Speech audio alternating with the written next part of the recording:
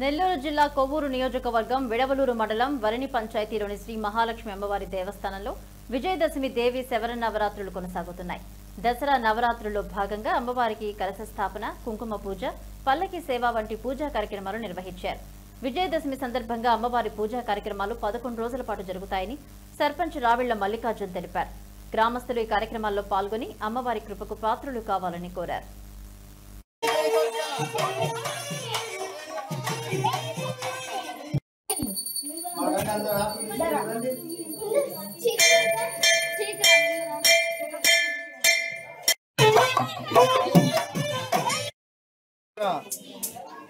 ఈ దేవస్థానం నిర్మించిన సంవత్సరం నుంచి దసరా ఉత్సవాలు అనేది ఆనవాయితీగా చేసుకుంటూ వస్తున్నాము.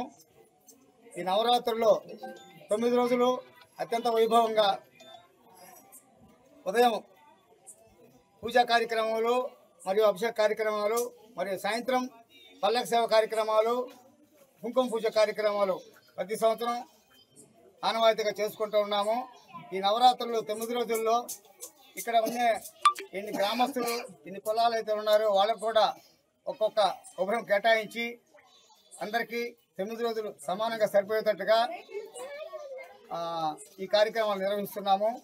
ఇది మేమే కాదు, గ్రామస్తులు కూడా ప్రతి ఒక్కరూ ఇది సహాయ సహకారాలు అందించేంత వైభవంగా చేస్తూ ఉన్నారు. ప్రతి సంవత్సరం ఇదే విధంగా కంటిన్యూగా చేయాలని ఈ అమ్మవారు ఈ మహాలక్ష్మి గుడికి దాతలైనటువంటి స్వర్గీయ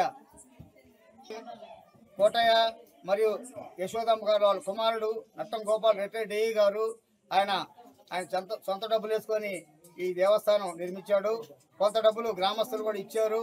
కొంత ఈ ఊరు పెద్ద అయినటువంటి నూకలపాటి వెంకారెడ్డి గారు వాళ్ళ కుమార్తె అయినటువంటి ఆమె కూడా ఒక 5 లక్షల దాకా డొనేట్ చేస్తుంది.